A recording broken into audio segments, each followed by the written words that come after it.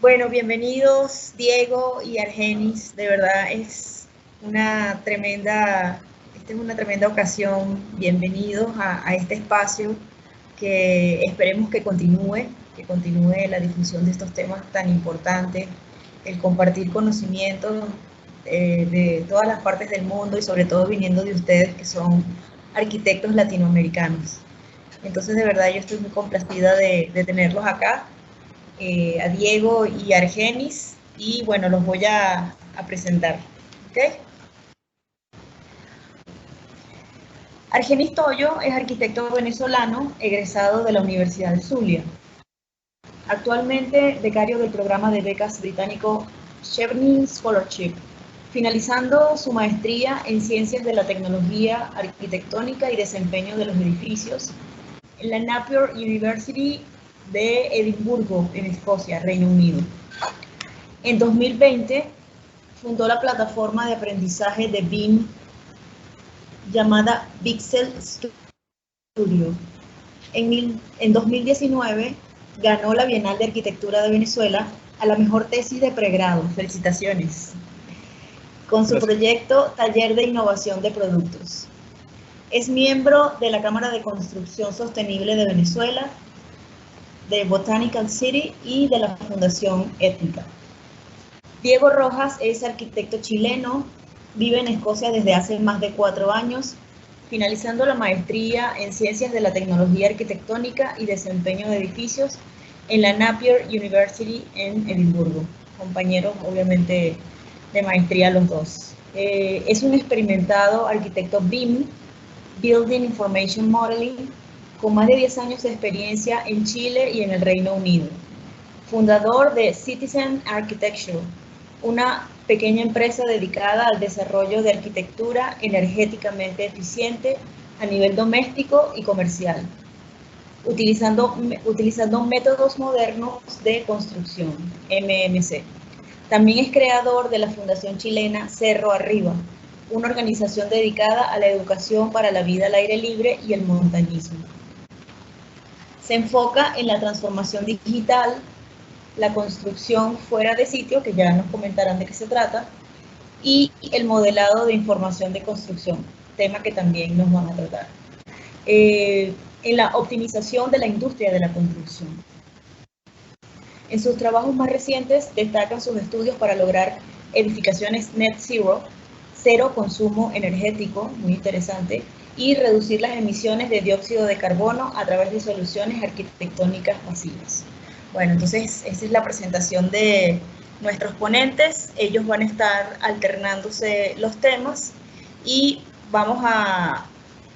digamos que formalmente se dejan las preguntas para el final, pero si hay alguna inquietud durante la exposición de Diego o de Argenis, nos lo pueden hacer saber y bueno, nosotros entonces le damos cabida a esa pregunta. ¿Estamos de acuerdo? Sí, de acuerdo. Diego, ok, perfecto. Entonces, comenzamos con Diego. Muchas gracias por la invitación. Quiero confirmar primero si me escuchan. ¿Estamos bien con el sonido? Sí, sí se escucha. Yo te escucho. Ya, perfecto. Hemos titulado esta presentación Empoderamiento de la Acción Climática, actualidad de las tecnologías de la arquitectura para un diseño eficiente, en el marco de lo que significa el calentamiento global o el global warming, que tanto hoy día se visualiza principalmente en los lugares más naturales, donde precisamente estamos viendo la desaparición de bosques que pensábamos que eran eternos o glaciares que eran milenarios y hoy día ya no existen prácticamente. Son las evidencias más fuertes de lo que significa el impacto de nuestras acciones como humanos en este planeta, y creo que hoy día ya estamos tarde prácticamente en tener una acción directa en lo que significa combatir este tipo de impactos negativos que estamos generando. Es por eso que también con Argeni tuvimos la suerte de encontrarnos en este máster que de cierta forma entrega herramientas que permiten abordar estas problemáticas de una forma científica y técnica, para contribuir en reducir el impacto que estamos generando. Por lo tanto, dentro de lo que vamos a conversar hoy día, son 9 temas principalmente, que son temas que hemos estado viendo en el programa y que también están vinculados a lo que estamos haciendo también como profesionales. El primer tema que vamos a tocar van a ser las metas globales de la sustentabilidad y con respecto al Net Zero Carbon, que tanto se habla, y vamos a contar un poco de por lo menos lo que se comenta acá en el Reino Unido. También vamos a hablar un poquito de la metodología de BIM, simplemente para una aclaración de concepto y entender un poco cómo esto se vincula al resto de acciones que tienen que ver con las acciones del cambio climático. Vamos a comentar también de qué se trata lo que es la evaluación del ciclo de vida de los edificios, que en inglés es Whole Life Cycle Assessment. Vamos a comentar un poquito de cómo también se integran criterios de Passive House, que son estándares de edificios pasivos y de eficiencia energética también. Y en ese mismo vamos a seguir también ahondando un poquito más con respecto a la confortabilidad del punto de vista térmico, energético, acústico y de salud. Así que, de todas maneras, probablemente muchos de los títulos que están acá parezcan un poco nuevos, pero cada uno de los títulos los vamos a ir abordando específicamente para, por un lado, ir como profundizando de qué se tratan o ir contando un poco qué significan los conceptos. Retrofit también, que es actualización eficiente de los edificios. Off-site construction, construcción fuera del sitio. Generous losses, que son materiales locales, cómo estos también se integran a esta lucha por reducir los impactos negativos, y vamos a contar un poquito de algunas experiencias locales. Así que sin nada más, vamos a comenzar, así que gracias a todos por unirse hoy día, espero tengan una buena tarde. Metas globales para la sustentabilidad. Hace un tiempo atrás las Naciones Unidas generaron un nuevo pacto. Hay que también ser claros que no es el primero, pero que un poco como reafirma cuáles son las principales preocupaciones que nosotros tenemos como, entre comillas, seres humanos a la hora de empezar a preocuparnos de la acción climática. Dentro de este aspecto, nosotros remarcamos, por lo menos en esta presentación, algunos elementos claves que están vinculados directamente con la arquitectura. Por un lado tiene que ver con la calidad de vida o la salud. Tiene que ver con el impacto del uso de la energía y energía limpia principalmente. El impacto de la industria como tal, o sea, cómo se ordena la industria, cómo se estructura, cuáles son los mecanismos que utiliza para poder llevar a cabo los distintos trabajos que se realizan. Y también la ciudad y las comunidades, cómo ellas se organizan también dentro de este aspecto de acción climática, y obviamente la acción climática en sí mismo como un articulador central de lo que va a hablar un poquito como de lo que significa ir al net zero carbon. Entonces, dentro de este aspecto hemos entre comillas, ha estructurado una serie de aprendizajes que nos llevan a ese punto de partida, que nos dan herramientas que nos permiten un poco entender cuál es la problemática desde el punto de vista técnico y científico. Y por ahí invito a Argenis si quiere comentar un poquito, por ejemplo, del gráfico que está en esta presentación con respecto a lo que significan las variaciones de las temperaturas globales.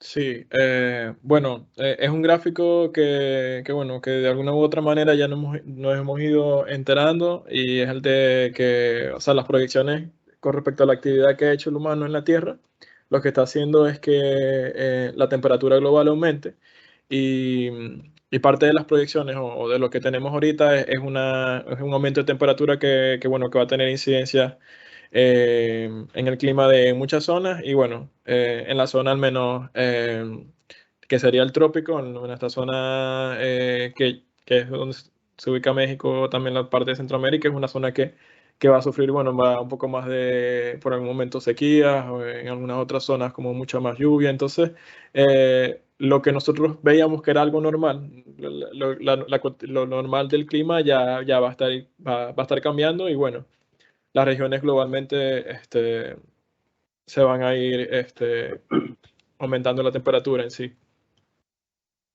Ahora, es relevante tener en consideración estos factores porque esto impacta directamente en las construcciones en el momento de una mayor demanda energética. O sea, por un lado, en las zonas más calurosas vamos a tener una mayor demanda para poder enfriar los edificios, los espacios, y obviamente en los lugares más fríos vamos a tener una mayor demanda energética para poder calentarlo. Entonces, eso se traduce también a que la industria en sí misma empieza como a sustraer recursos que ya no quedan, básicamente, y eso es lo que hoy día se está tratando de evitar. Por eso se habla del Net Zero Carbon o el Net Zero Energy, en donde el principal foco está en que, por un lado, lo que ya existe se mejore a tal nivel que no tenga esa demanda energética que hoy día tiene, y lo que se está construyendo como nuevo se construya en la base de que no tenga ese nivel de demanda energética. O sea, hoy día estamos hablando de que los edificios no deberían tener consumo energético a ese punto. O sea, estamos pasando por un lado de un 100% a un 0%. O sea,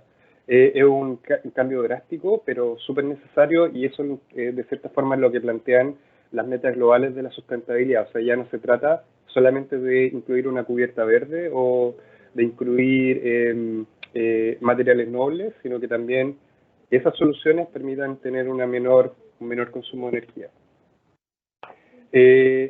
La siguiente presentación se trata sobre metodología de BIM, y esto está muy ligado a todo este proceso porque en definitiva estamos hablando de información, y la información tiene que ser gestionada de alguna manera.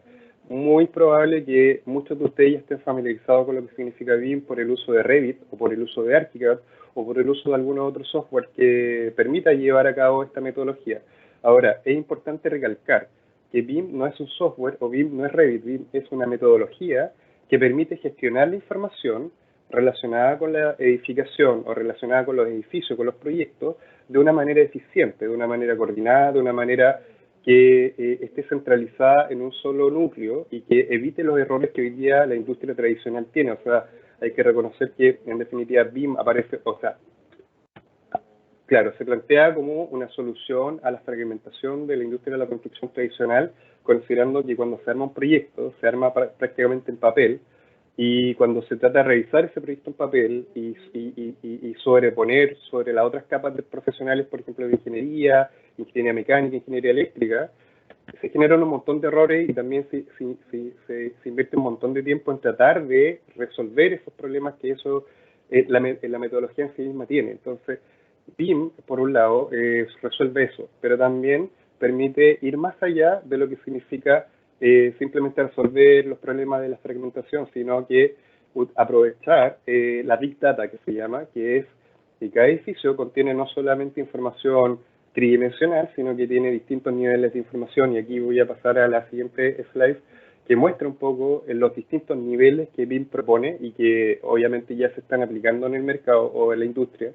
Entonces, cuando un poco, y siendo yo de Latinoamérica, de Chile, se habla de BIM, generalmente se habla de la segunda etapa, que es la de 3D, ¿ya? Básicamente porque estamos pasando de dibujar todos los proyectos en AutoCAD y ahora los pasamos a dibujar a un modelo 3D. Por lo tanto, si como que redujéramos a lo básico la discusión, estaríamos hablando que SketchUp es BIM, o que cualquier software que hace un 3D es BIM, y ahí está el error. BIM es mucho más que eso, porque en definitiva a ese modelo, cuando estamos hablando de BIM, a ese modelo no solo le podemos integrar información que tiene que ver con la planificación, que tiene que ver con los costos, que tiene que ver con la mantención, que tiene que ver con la sustentabilidad, y ahí volvemos un poco al Life Cycle Assessment, que tiene que ver con el tema de analizarlo en el proceso completo, desde que se piensa hasta que se demuele, y también desde el punto de vista de la seguridad. O sea, en definitiva, cuando hablamos de BIM, estamos hablando de un proceso súper complejo que contiene un montón de capas que nos permiten coordinar toda esta información y nos permiten un poco llevar a cabo los objetivos que se plantean para poder lograr edificaciones más eficientes. Así que eso. Argenis, perdón. Ok, bueno, igual puedes pasar. El próximo tema es lo que sería la evaluación del ciclo de vida. Y es algo que en realidad para ustedes como futuros arquitectos y para nosotros como arquitectos ahorita, es un tema que nos lleva a entender qué pasa con un material en la construcción o qué pasa con lo que se utiliza en una construcción desde que eso se creó hasta la parte que se construye y hasta también hasta cuando se demuele. Entonces, lo que ha pasado también en el sistema tradicional de construcción es que se extraen los materiales de un sitio, se transportan a otro, se procesan y luego se construye el edificio, pero muchas veces se olvida lo que viene después. Entonces, esta evaluación de ciclo de vida es un estudio nuevo que se está haciendo y se está implementando en prácticamente los nuevos edificios o en la remodelación de edificios existentes, ya que este tipo de análisis nos ayuda a entender de que si vamos a ver si aquí sale, estoy dando acá, sale que estoy utilizando el cursor o no. Sí, Ok, sí, sí, está bien.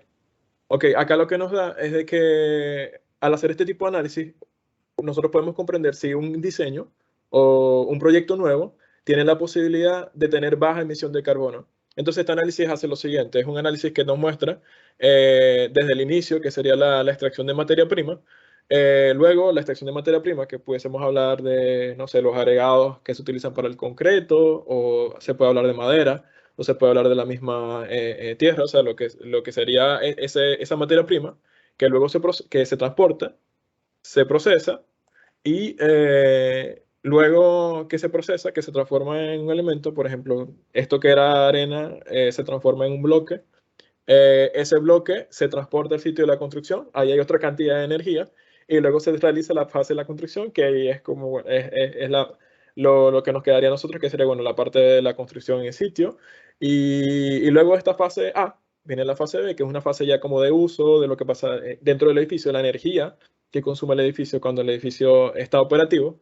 Y luego se puede decir que un concepto más nuevo, que sería esta parte C, que es lo que viene después de que el edificio se construye y después que el edificio tiene su vida operativa, que sería la de construcción, la demolición, la parte del transporte, la parte de procesar el desperdicio y el desecho. Este análisis como tal se está utilizando de una manera en la cual es una herramienta extra que se le está otorgando a los diseñadores para entender qué puede pasar con el edificio, para nosotros diseñar el edificio, obviamente desde el inicio, desde el momento que se construye, y a su vez poder tener una idea de cómo el diseño se puede diseñar para desmantelar o para demoler un edificio, que es algo un poco distinto a lo que a veces vemos en clase, que bueno, vemos que el edificio se termina solamente en el diseño ya, y a veces no se ve qué viene después del edificio. Entonces, bueno, este estudio va relacionado a eso y de alguna manera, cuando este estudio se puso a prueba, se dio a entender de que por lo menos materiales como la madera es un buen material para la construcción y que, bueno, gracias a este estudio se ha demostrado cada vez más que la madera, o al menos trabajar con tierra, con construcciones de tierra, hace que el edificio pueda tener un alcance más cercano a una baja emisión de carbono, porque al menos cuando se construye con madera se genera menos daño al ambiente y por lo menos acá una de las cosas clave es de que parte de lo que es la construcción hay mucho emisión de carbono en lo que es el transporte. Entonces, simplemente lo que nos puede dar este estudio, y que también es lógico, es de que si se trabaja con materiales locales, también estamos bajando esa emisión de carbono de los edificios. ¿Quieres agregar algo, Quería, Diego? sí, quería complementar un poco que también esto está acompañado, Mercedes, y déjame terminar aquí de agregar esto y te damos la palabra para que comentes. Para complementar esta información que ha comentado Argenis, existe un sistema que se llama declaración ambiental del producto. ¿Qué significa eso? Que todos los materiales que se producen en la construcción, y esto es un estándar bien europeo en ese sentido, o sea, está funcionando en Finlandia, en Reino Unido, en Alemania, en Dinamarca, en países como bien avanzados en ese sentido. ¿Y qué es lo que hacen? Es que tienen un certificador externo que certifica a las compañías que generan las materias primas, en este caso ladrillos, vidrios, ventanas, puertas, madera, paneles, placas de fibrocemento, de yeso cartón, ese tipo de materiales, los clásicos de la construcción, y los certifican bajo esta lógica. Entonces, ¿en qué consiste la certificación? Que básicamente miden el impacto medioambiental que ese producto tiene desde que el producto nace por decirlo, en la minería o en el bosque, hasta que se convierte en un producto y hasta que se recicla. Entonces, suman todos esos procesos y eso genera un número, que es el embodied carbon que se llama, o el carbón integrado que tiene el producto, y también la energía operativa que tiene ese producto. O sea, cuánta energía va a costar este producto entre que se corta del bosque hasta que se demuele. Entonces eso es un número, y eso va en el certificado que es de declaración medioambiental del producto. Y con ese número es que los software BIM trabajan para poder hacer el análisis del Life Cycle Assessment de una forma un poco más eficiente, o sea, porque si hiciéramos todo esto a mano, sería imposible. Entonces ahí volvemos un poco como la importancia de lo que significa entender un poco más profundamente los potenciales que tiene la metodología BIM. Mercedes, adelante. Sí, que bueno, lo que están tratando es, bueno, todos los temas son importantes, pero lo quiero conectar precisamente con el ejercicio de diseño que están haciendo en este momento algunos de los alumnos sobre precisamente la importancia de utilizar lo más posible los materiales locales, los más cercanos, los que tengan menos emisión de dióxido de carbono en el proceso, y precisamente pues, estamos trabajando con la bioarquitectura. Entonces eso implica un cambio de mentalidad, una actitud, en este caso del estudiante, de desnaturalizar lo que entre comillas es natural, que es construir con cemento, con concreto y con hierro, ¿no? Entonces eso es un proceso que yo considero que como estudiante es un proceso muy personal, porque durante toda la carrera van a estar viendo que lo convencional es construir con concreto y con acero, con metal, ¿no? Entonces es importante como documentarse, y qué bueno que estamos haciendo ese ejercicio de bioarquitectura en este trimestre, y qué bueno que ustedes comentan esto como para reforzar lo que ellos han estado haciendo en su proyecto.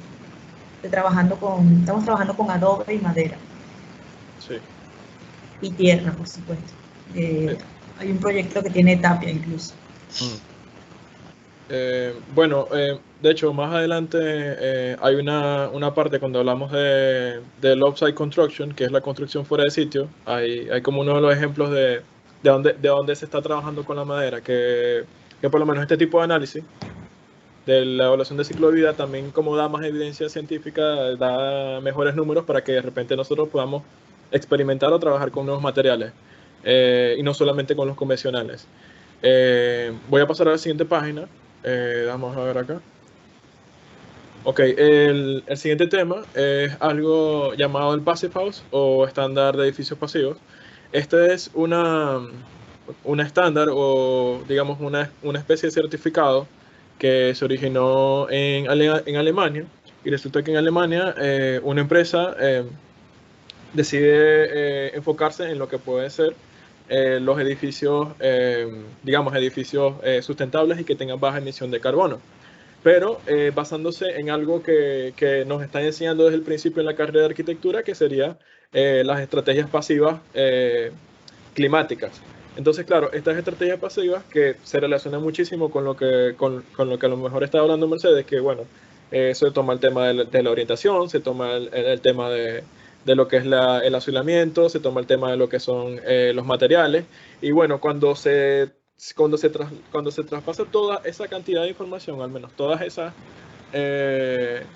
capas de información que contribuyen a lo que puede ser un edificio con estrategias pasivas, eso permite que el edificio se adapte mucho mejor al clima local, y a su vez el diseño que se está haciendo pueda de alguna manera simularse y se pueda testear si el diseño se está haciendo de una manera eficiente o no. Entonces, eso son parte de las cosas que pasa cuando se utiliza el Passive House. Y el Passive House, lo que vamos a decir que es una buena certificación, porque va desde lo que sería el diseño, desde lo que sería entender el contexto, hasta cuando se construye y luego se testea el edificio y se ve si el edificio está cumpliendo con todas las regulaciones que se establecen en el principio. Entonces, en términos de lo que es alcance, es muy positivo porque, porque por lo menos cuando nosotros cuando estamos diseñando, cuando vayan a diseñar, se van a dar cuenta que hay algo que ustedes dibujaron y bueno, si hacen un estudio solar también dicen, bueno, va a tener el sol en este momento, pero resulta que cuando se termina de construir el edificio, se llama la parte de certificación, hay unos técnicos que van al edificio y ellos rectifican que sí, que eficientemente, o sea, el edificio está trabajando de esa manera y que se está trabajando con la eficiencia energética como se había diseñado desde el principio.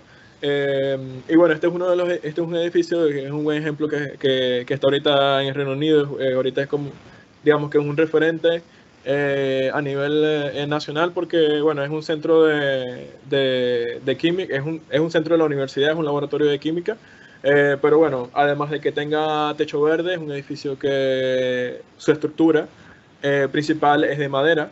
Y bueno, su misma orientación y la manera del diseño del edificio hace que el edificio tenga, digamos, ventanales en la parte superior, en la parte del techo, y así tenga también a su vez acá aquí hay unos ventiladores que son, que sirven para el edificio cuando cambia, que si de invierno o sea, entre invierno, primavera, verano, primavera, verano, es muy importante, digamos, como que este resto de elementos, digamos, que ayudan a que el edificio pueda tener baja emisión de carbono. No sé si Diego, ¿quieres agregar algo aquí en el Passive House? Sí, quería un poco citar la definición que tiene el Passive House Institute, que es un instituto alemán, que obviamente son los creadores de este concepto, y ellos dicen que los edificios pasivos los edificios Passive House brindan un alto nivel de confort a los ocupantes y utilizan muy poca energía para calefacción y refrigeración. Están construidos con una meticulosa atención al detalle, diseño y construcciones rigurosas. Y aquí quiero como un poco enfatizar en esa definición, porque un poco también desde la experiencia en la práctica, lograr construir edificios a nivel que se construyen los edificios pacificados no es fácil. En el término de, una de las cosas que son relevantes dentro de un edificio pacificado es como la envolvente. La envolvente tiene una infiltración de aire desde el interior hacia el exterior y viceversa, de alto nivel, en el sentido de que ellos, como decía Argenis, miden cuánto aire se filtra por las uniones entre muros, las aperturas de ventana, las aperturas de puerta, y de esa manera ellos determinan la eficiencia del edificio. ¿Por qué? Porque cuando los edificios que están construidos tienen muchas infiltraciones, eso quiere decir que son potenciales lugares por donde pierden la energía. Por lo tanto, a lo largo de la vida, los usuarios van a tener que incurrir en altos niveles de consumo de energía para poder satisfacer de cierta forma esa falta en la eficiencia de la construcción. Por lo tanto, igual lograr construir a ese nivel un edificio es importante, pero no es fácil. ¿Por qué? Porque la mano de obra o los profesionales que están hoy en día en el mercado no están familiarizados con estos conceptos o no tienen la expertise de estos niveles o son caros. Entonces eso hace que también sea difícil poder llegar a esos niveles. Ok, bueno, sigamos con... Gracias por la acotación. Sigamos con el siguiente tema, que bueno, que ya es algo que tenemos como en común, que sería entender la confortabilidad térmica, el confort, la parte de salud y la parte de energía y a su vez la parte acústica. Bueno, nosotros por ahora hemos tenido la oportunidad de poder diseñar y a su vez testear algunas de las ideas que tenemos en la parte de la maestría y bueno, en parte hemos descubierto que esto que fue una base es algo que nos va a seguir aportando en lo que sería la parte del diseño, porque si queremos tener un diseño que sea eficiente, tenemos que considerar muchas variables. Parte de esas variables sería lo térmico, por lo menos en este caso que está acá, es un caso de un proyecto ubicado en UK, bueno, en la parte en Edimburgo. Y bueno, acá, en comparación a lo que puede ser Latinoamérica o la parte de Centroamérica, es una parte muy fría. Entonces, parte de las condiciones climáticas es como que, bueno, entender de que en este tipo de edificios hay que protegernos del frío. Por eso, lo que puede ser el confort térmico se da organizando los espacios. Por lo menos esta es la fachada sur y esta es la fachada norte. Parte de las estrategias acá, bueno, orientar los espacios principales a la parte sur, los espacios que son ya como de paso, o, o los baños o los closets en la parte de lo que sería norte.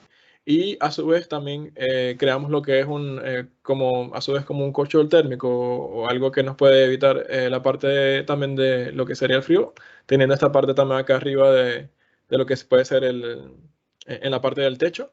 Y bueno, eso sumado a que también por el tema de tener un buen aislamiento térmico, acá la propuesta fue como tener varias capas o varios layers de lo que sería la pared. O sea, la pared es principalmente una estructura de madera, pero también tiene varios elementos de aislación, tiene elementos de acabados y tiene elementos exteriores que, bueno, que la manera que se diseñó ayuda a que el calor que está dentro del edificio quede. Y bueno, otro de los elementos también acá, al menos en esta propuesta, que permite, digamos, como que entender que diseñamos acá, es algo que llamamos el doble skin facade, que es como una doble fachada. Y la doble fachada lo que nos permite es, eh, ¿me escuchan bien? Sí, Sí. totalmente. Ok. La doble fachada lo que permite es de que entre el calor, entre la radiación solar, y que la radiación solar se pueda distribuir bien en la parte interna del edificio. Y al generar esta doble fachada, también nosotros estamos proponiendo un elemento de ventilación que, en cuando tengamos por lo menos summer, que es la parte de verano, que es un momento en el cual es muy caluroso, nosotros podemos extraer ese calor con unos ventiladores que tenemos en la parte de la fachada, o simplemente con aberturas que tenemos ahorita que permite lo que sería hacer una salida natural del aire caliente. Y bueno, y parte de lo que puede ser un confort acercarnos a la parte energética es, bueno, contar también con paneles solares. Obviamente los paneles solares se ubican a unos grados, a una inclinación específica, para que esos puedan funcionar en el sitio donde estén ubicados. Y por dejarlo de último, o sea, no es menos importante, también ahí es importante tener un espacio, una buena aislación acústica. Acá al menos nos dimos cuenta que, bueno, ya ahí nos contarán la experiencia de México, pero acá es muy importante lo que es el tema de la aislación acústica, al menos de lo que sea en la parte privada con la parte pública. Y bueno, este formato es de una casa, se aisló acústicamente la parte que son más privadas, pero también, bueno, es un tema de entender también de que el acústico o el diseño como tal de lo que tenemos en general, eso repercute en la salud de las personas, en que, bueno, se pueda dormir bien. Entonces, bueno, todo este tipo de elementos de eficiencia repercuten en algo muy importante que sería la salud del usuario o de las personas que habitan el espacio. Claro, complementando un poco ese último punto, Virginia, de la ilusión acústica, es bien interesante la perspectiva que tienen en Escocia con respecto a este ítem, porque uno de los criterios que utilizaron también para implementar esta normativa, que es parte de la normativa de la construcción, o sea, si uno quiere construir algo, uno tiene que cumplir con la condición acústica, y que no es nueva. Estamos hablando de que las primeras evidencias de consideración acústica se remiten al 1700, o sea, es una consideración bastante antigua y que tiene que ver precisamente con eso, con la convivencia. O sea, por un lado, la convivencia interna de las familias que habitan el edificio, pero también cuando se construyen en serie. O sea, tenemos edificios uno al lado del otro, las propias actividades de la familia o de las personas que habitan los edificios no interfieran con las actividades de las otras personas que habitan edificios aledaños. Entonces, y eso fue basado básicamente en los reclamos que la policía o los gobiernos tenían de un vecino a otro. Es como un poco lo típico que alguien pone la música fuerte y alguien reclama. Entonces, mejorando el estándar de eficiencia acústica, uno puede seguir poniendo la música en alto nivel sin molestar a nadie porque el edificio está acústicamente bien aislado. Entonces, en ese sentido se incrementa positivamente la calidad de vida de las comunidades y se resuelven ciertos problemas sociales que están ligados a este factor acústico. Bueno, igual yo creo que podemos continuar con la siguiente. Esa sí. Ya. Retrofit. Retrofit es un aspecto interesante de lo que significa también la pelea contra el calentamiento global. Y aquí, bueno, partiendo un poco abriendo el tema, ustedes ven una imagen térmica de edificios británicos que demuestra de cierta manera cómo lo construido pierde energía. Básicamente lo que estamos viendo es que la parte más amarilla es por donde más pierde energía el edificio y la parte azul es por la parte que menos pierde energía. Entonces, de cierta forma se empezó a trabajar con este concepto de retrofit y que significa que toman el edificio existente y lo actualizan de tal manera que reducen esas pérdidas energéticas. Son edificios que están actualmente en uso, o sea, no son edificios que están deshabitados ni nada por el estilo, o sea, son edificios que actualmente funcionan como tal, ya sea como vivienda, como oficinas, como, qué sé yo, centros médicos, de actividades, pero que funcionan de forma deficiente, o sea, que básicamente los usuarios pagan altas cuentas y claro, o sea, no podemos depender de que el usuario tenga la capacidad de pago, porque en definitiva lo que importa es poder usar menos energía para evitar seguir produciendo mayor calentamiento global. Entonces, retrofit, en pocas palabras, eso, es como actualizar el comportamiento energético del edificio de tal manera que reduzcamos esta demanda energética que tienen. Por lo tanto, dentro de este aspecto hay un montón de estrategias que tienen que ver también con entender la arquitectura existente o histórica. Entonces, bueno, siguiendo con esto, entonces hay una política súper fuerte y que esta política de retrofit está muy acompañada también con los principios y del lineamiento de lo que plantea Passive House. A todo esto, igual de todas maneras, ustedes pueden ir al Passive House Institute, está en inglés, creo que está en varios idiomas, incluso creo que está en español, me atrevería a decir. Entonces es interesante revisar ese sitio web, porque en definitiva todos estos como principios surgen de ahí. Retrofit utiliza muchos parámetros que van en esa línea y ellos utilizan también sistemas de análisis similares, o sea, usan la blower door, que es esta puerta roja que instalan para poder medir qué tanto aire pierde la casa, por lo tanto qué tanta energía pierde la casa. Tienen sensores que miden la cualidad de las ventanas para poder determinar la eficiencia que tienen y de cierta forma entender cuáles son las estrategias a seguir, porque también hay que considerar que como estos edificios generalmente son antiguos, no son, y además muchos de ellos están en listas de patrimonio histórico. Entonces no es llegar y tampoco intervenir los edificios, o sea, hay que entenderlos como desde la esencia, desde lo que son, desde las materiales que tienen y desde ahí proponer una solución que les permita como mejorar esta arquitectura.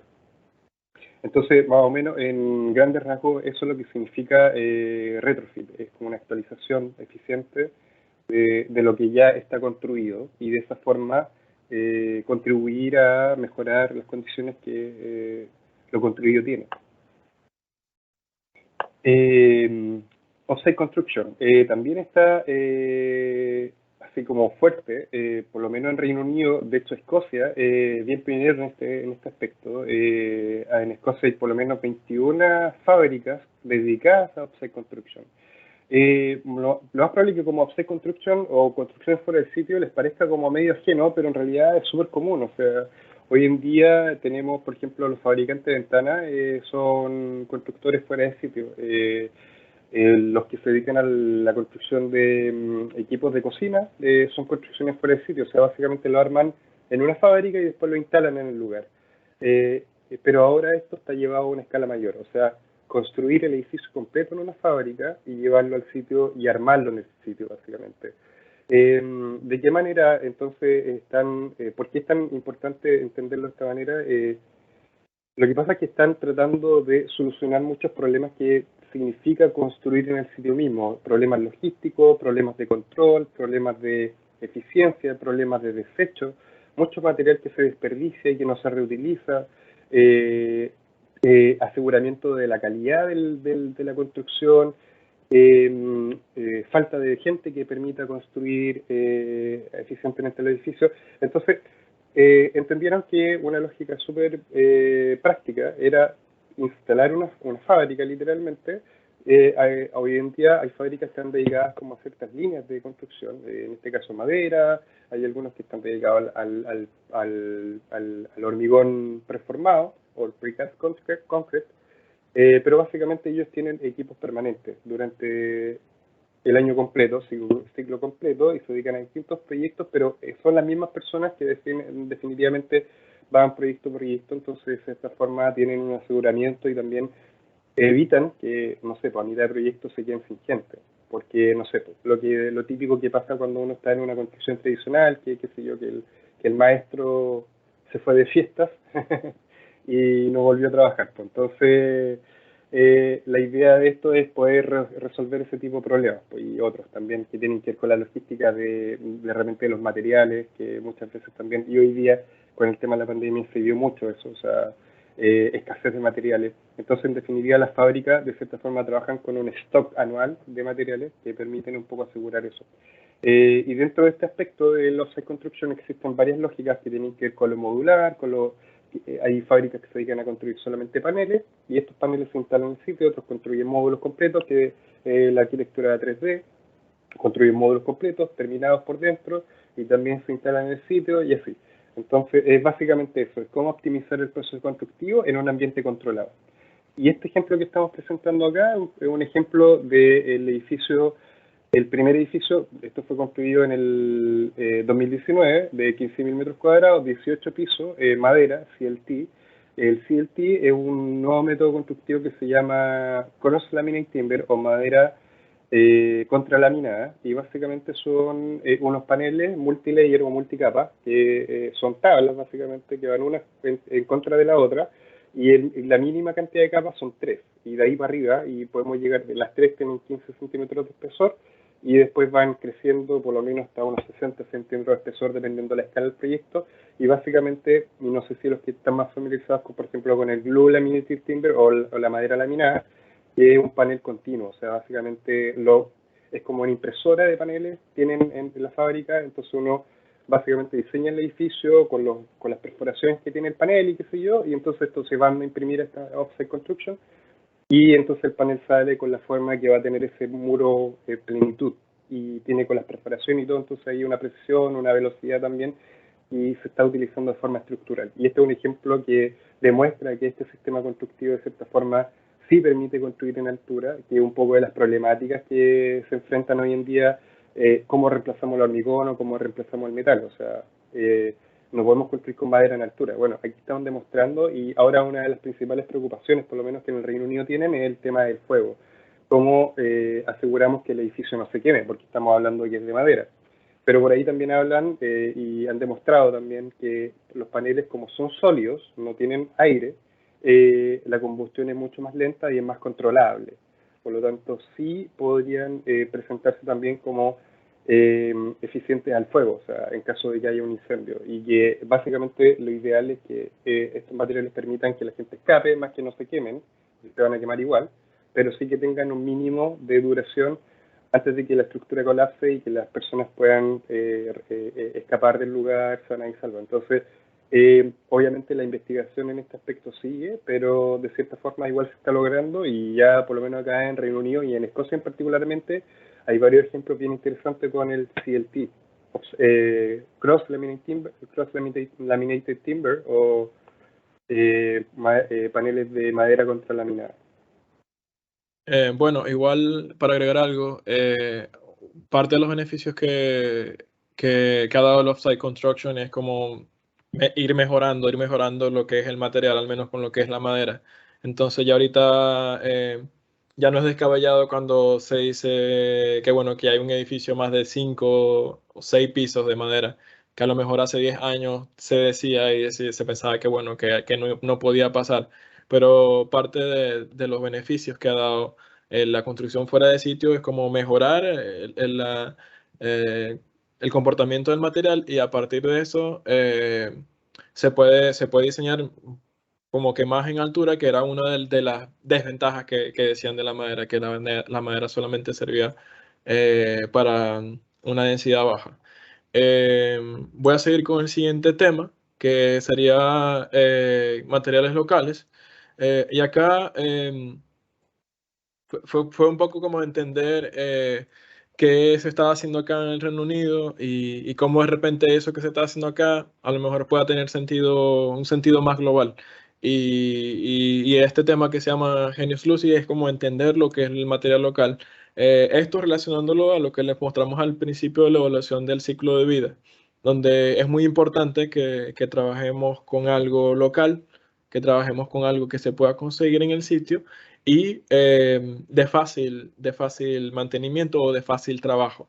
Entonces, este es un edificio, vamos a decir, muy particular, que diseñó una oficina que se llama Archetype, y es un edificio educativo.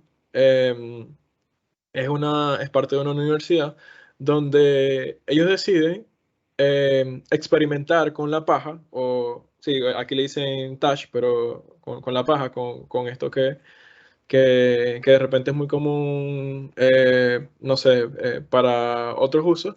Ellos decidieron utilizarlo porque funcionaba muy bien como un aislante térmico, y a su vez como fachada se podía utilizar, y aunque tenga que tener una fase de mantenimiento en términos de costo en comparación a lo que puede ser otro material como el concreto u otro tipo de materiales, era mucho más económico. Entonces, parte de la propuesta acá era como que hacer esta fachada.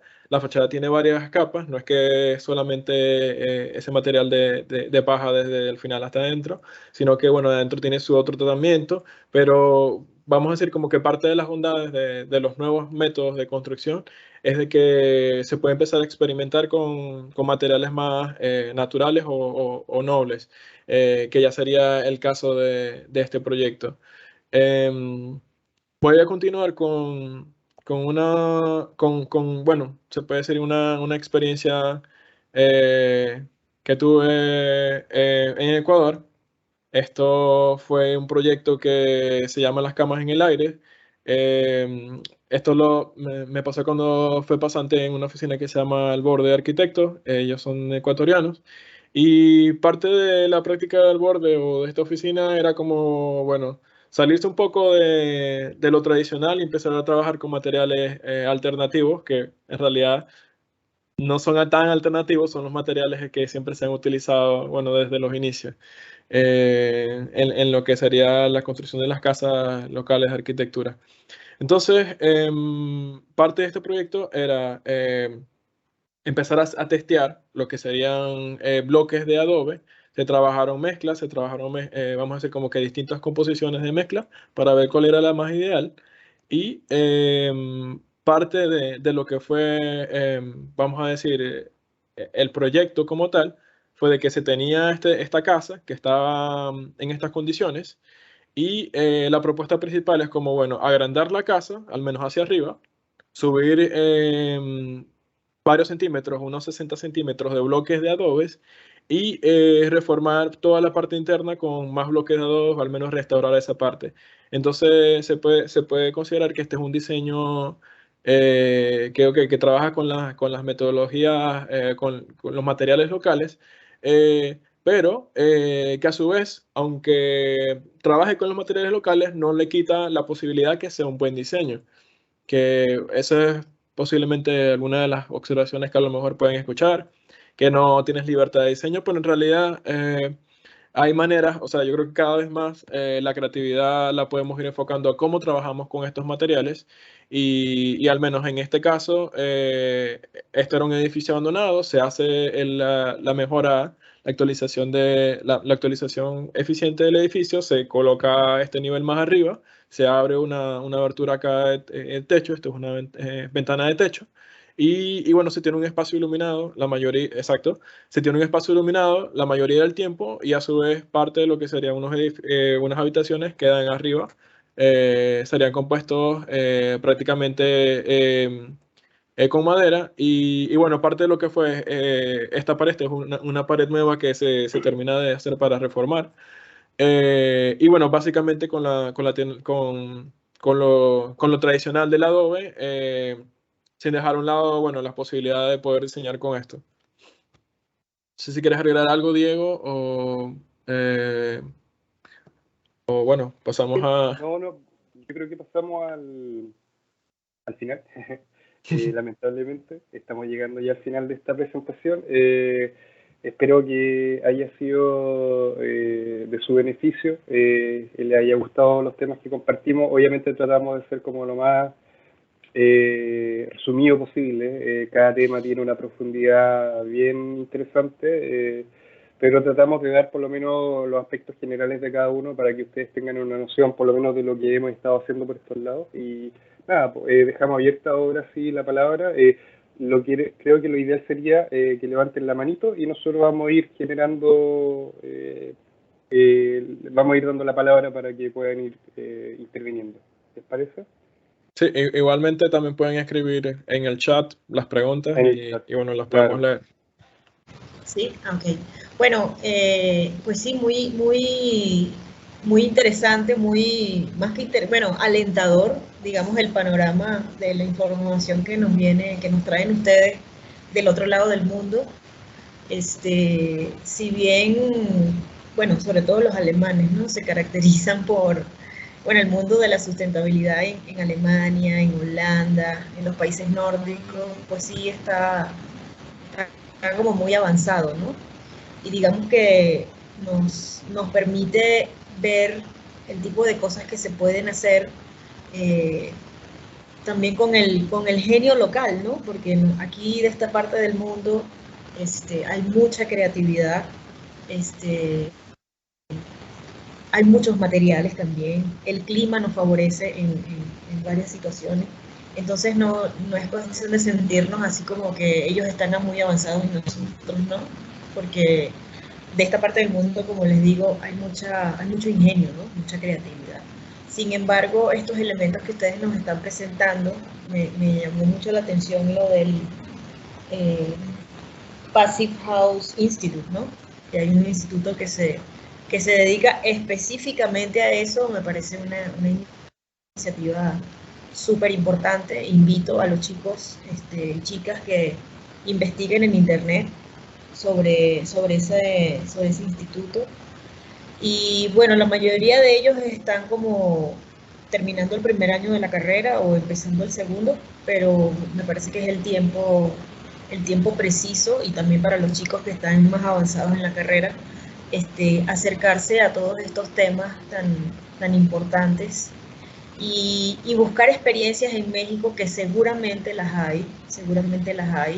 Esta universidad tiene la particularidad de que los chicos investigan desde que llegan a la carrera, investigan. Entonces ellos investigan, exponen, el profesor por su parte complementa, hace sus clases, entonces digamos que ellos tienen esa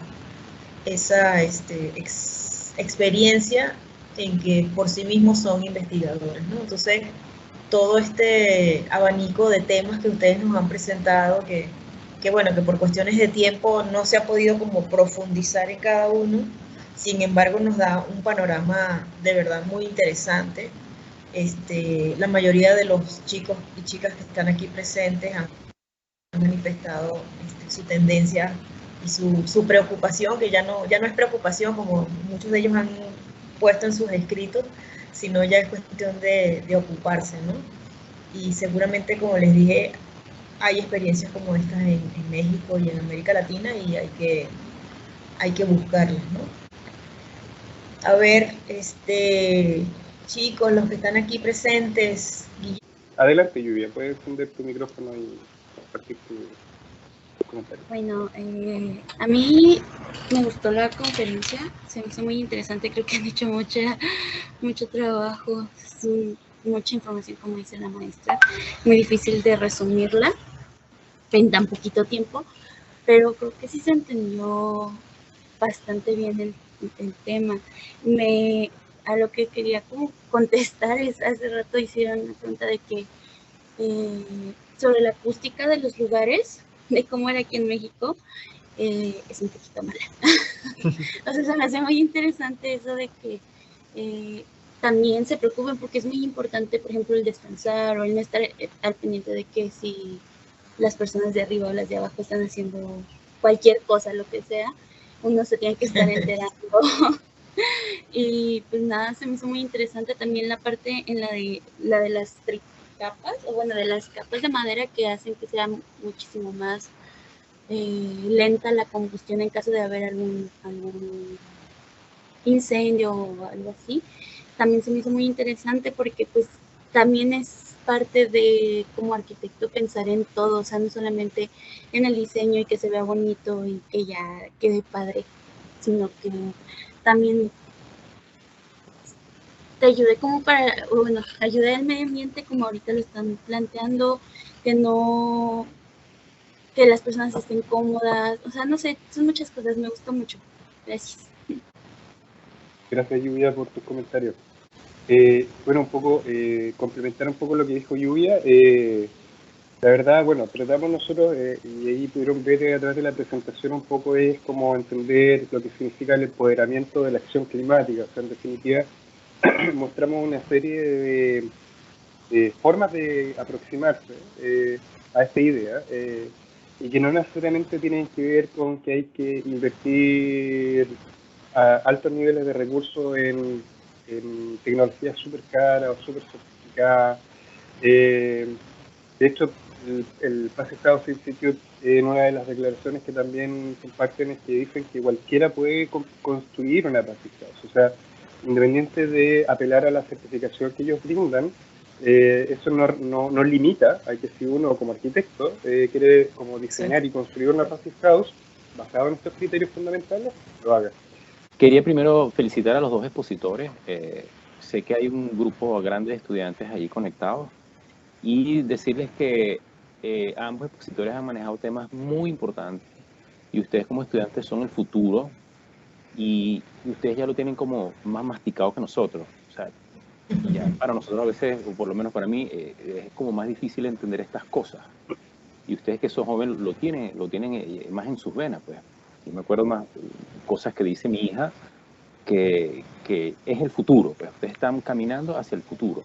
En ese sentido yo quiero felicitar a ambos expositores y decirles que en ese tema de la sustentabilidad, que hay ejemplos que decía Mercedes, en México hay un ejemplo importante que nosotros, yo vivo en Chile y yo trabajo en una empresa de comercialización de materiales de construcción y estamos trayendo un material de México que es un pavimento permeable, Gravaloc, lo pueden buscar los mexicanos allá, que permite que cuando llueva las aguas vuelvan a los mantos acuíferos, un tema del reciclaje del ciclo del agua para sustituir lo que es el concreto y el asfalto.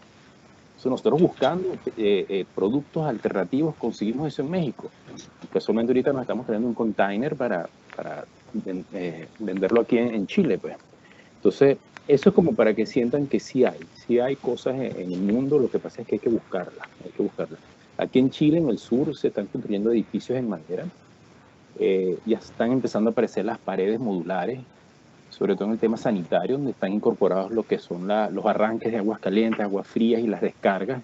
Entonces, esa pared ya se instala en el edificio y se ahorra mucho material. ¿Ok? Entonces, felicitarlos y simplemente eso. Busquen a los estudiantes, busquen que sí hay opciones para eso. Gracias. Gracias. Adelante. Sí, bueno, quería comentar que quien acaba de hablar, que no se presentó, es Juan Javier Asparren. Juan Javier Asparren es arquitecto venezolano, fuimos compañeros de universidad y está en Chile, ¿no? Qué cosa, ¿no? O sea, aquí arquitecto chileno y venezolano en Escocia, arquitecto venezolano en Chile y así estamos, ¿no? Entonces, gracias por tu intervención. Sí, muchísimas gracias Juan Javier por intervenir. Invité a otros compañeros de la universidad, pero bueno, no se pudieron conectar. Y lo que dice Juan, pues sí, es importante. De hecho, los estudiantes tuvieron la oportunidad de ver ciertos materiales en un lugar que visitamos aquí en la Ciudad de México que se llama Huerto Roma Verde, y ahí tuvieron la oportunidad de ver materiales de construcción hechos a partir de plástico PET, a partir de las tapas de las botellas y también de Tetra Pak, ¿ok? Pudimos ver láminas de techo, paneles para hacer topes de cocina o incluso para hacer mobiliario urbano. Digamos que esa es una de las cosas que vimos en ese lugar, que es un laboratorio urbano de permacultura, y digamos que fue muy motivante. Y bueno, quería comentar eso, pues que sí estamos como al tanto de ciertas experiencias. La Universidad Nacional Autónoma de México, que es otra universidad, como la más grande de México, también tiene experiencias interesantes a través del Instituto de Ingeniería, que también vale la pena acercarse. Lo estuvimos estudiando con otro grupo de alumnos hace como 3 años.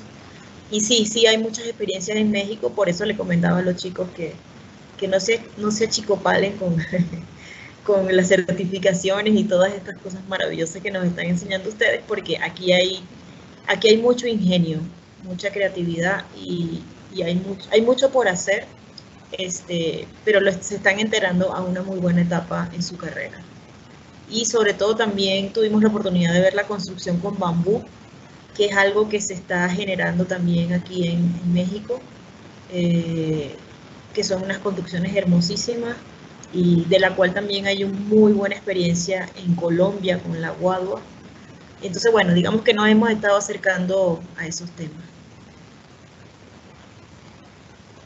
Quería como un poco también compartir esa forma de ver las cosas, tomando en cuenta que yo soy arquitecto chileno y probablemente en un par de años más yo voy a estar de vuelta en Chile, y yo veo puras oportunidades precisamente en Latinoamérica. O sea, en definitiva, claro, contar con esta información es súper relevante para poder entender hacia dónde ir, pero también ver la oportunidad que existe. O sea, si nosotros lo tomamos como de forma seria y empezamos a profundizar en estos temas, empezamos a investigar y empezamos a informarnos de qué se tratan, eso nos va a permitir de cierta forma llegar de una manera más exitosa, por así decirlo, a probablemente un proyecto innovador dentro de lo que significa la industria. Hoy día la industria está estancada todavía, y lo digo con experiencia de primera mano. O sea, yo en Chile estuve trabajando un montón en proyectos de esta índole, con constructores, con empresas grandes, con empresas chicas, y todos están trabajando bajo la lógica tradicional, o sea,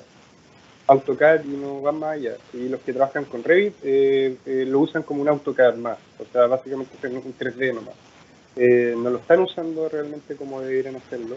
Y claro, eso puede ser una deficiencia, pero también es una oportunidad. O sea, si uno lo entiende como corresponde, uno puede resolver estos problemas que existen y en definitiva sacarle provecho a este tipo de cosas. Entonces, efectivamente, si tú me dices que ellos están en pregrado, claramente están en una buena etapa para poder empezar a poder investigar en estos temas y de repente seguir a lo mejor alguna carrera similar. Acá en Escocia por lo menos está este programa que es el máster en ciencias de tecnología de la arquitectura y rendimiento de la construcción, pero hay un montón otros que están vinculados a este tema. Por lo menos en Reino Unido hay un montón de becas también. Yo sé que México principalmente tiene beca, la CONACYT, y también está la beca que está utilizando Artenis, que es la Chevening. Son competitivas, ¿verdad? Pero bueno, si uno quiere también crecer y ir más allá, tiene que estar dispuesto a competir, por un lado. Sanamente, obviamente. Sí. Bueno, y que cuando uno también hace esos viajes al otro lado del mundo y te encuentras con esas experiencias, también es una oportunidad para valorar aún más lo que tienes en tu propio país. Eso siempre pasa. De todas maneras. Ahora, Sí. el otro mensaje que yo quiero compartir es que no es imposible. O sea, sinceramente, si se lo proponen, si se lo plantean de hacerlo, no es imposible. O sea, es exigente, pero no es imposible. Es totalmente posible. Sí. Sin ir más allá, yo en estos 4 años que estoy en Escocia aprendí a hablar inglés y yo no hablaba inglés. Partiendo de esta base. Entonces, pero me lo propuse y ahí estoy, pues, con Argenis, terminando el máster y ahora entramos a la etapa de investigación y ya sería. Y con el título bajo bajo el brazo. Bueno, yo lo que puedo decirles a los chicos, y me tomo aquí la libertad delante de Diego y Argeni, es que podemos seguir haciendo actividades como estas, pero más interactivas, como de intercambio, ¿no? Por ejemplo, qué se está haciendo aquí en México, o que Argenis y Diego se enfoquen en un par de temas para dedicarles más tiempo.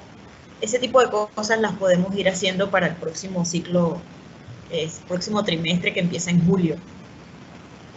Sí, mira, Mercedes, con respecto a eso, te propongo que de repente puedas como elaborar una pequeña encuesta entre ellos y les preguntes qué temas les gustaría ver en detalle. Ahí creo que alguien levantó la mano. ¿Jair? Sí. ¿Jair Campos? ¿O Jair Campos? Jair.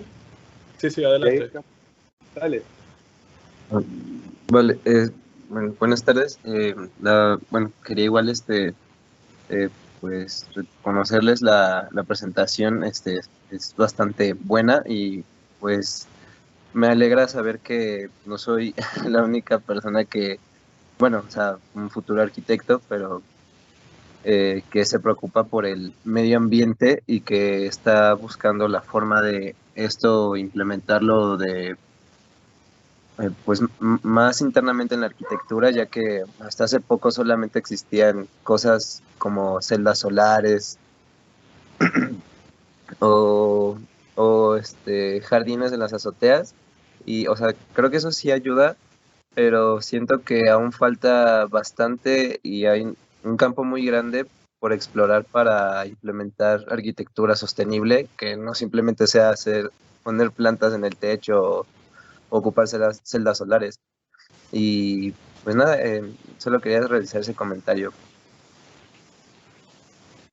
Sí, yo creo que ha sido muy clave esa respuesta, porque a nosotros nos pasa también, bueno, llegamos como, bueno, pero además de techos verdes, ¿qué más puede ser? Porque le dices a alguien, le muestras, bueno, arquitectura sustentable y de una vez es lo primero que sale, pero luego cuando te metes en el tema te das cuenta que es complejo.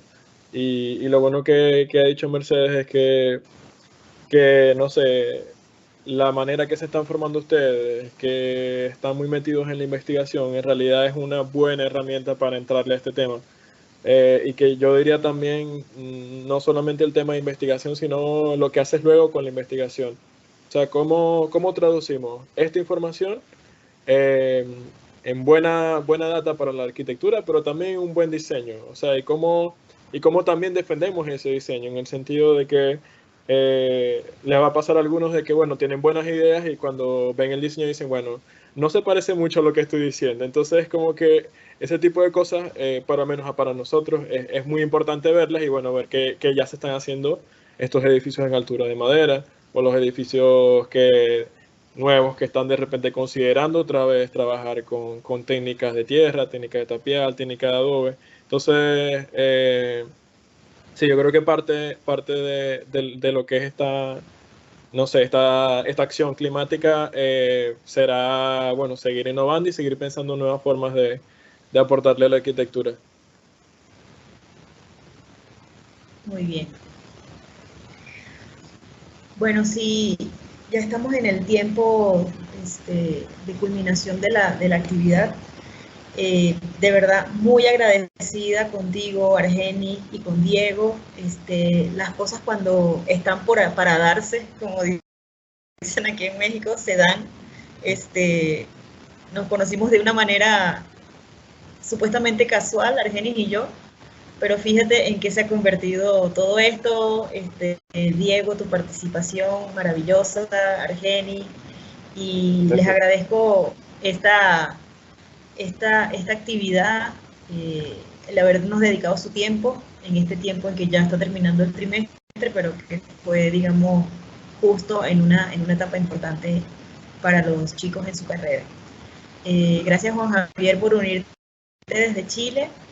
Y bueno, vamos a cerrar la actividad de verdad con mucho agradecimiento, mucha esperanza, y les repito lo que les dije hoy a los alumnos, que he visto en ellos una sensibilidad especial, una disposición, una apertura que a mí como profesora me llena de entusiasmo para seguir.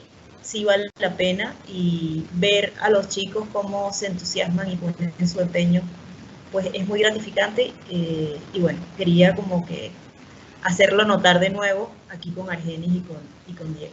Por eso organizamos esta charla, para seguir nutriendo ese entusiasmo. Muchas gracias, Mercedes, y desearle lo mejor a los chicos, éxito, ánimo, hay muchas alternativas que podemos aplicar, así que a darle con todo nomás. Gracias, Mercedes. Okay. Y bueno, chicos, muchas gracias, mucha suerte con esa entrega que tienen pronto. Okay, sí. Bueno. Muchas gracias. Hasta Nos luego. despedimos. Hasta luego. Hasta luego. Chao, chao.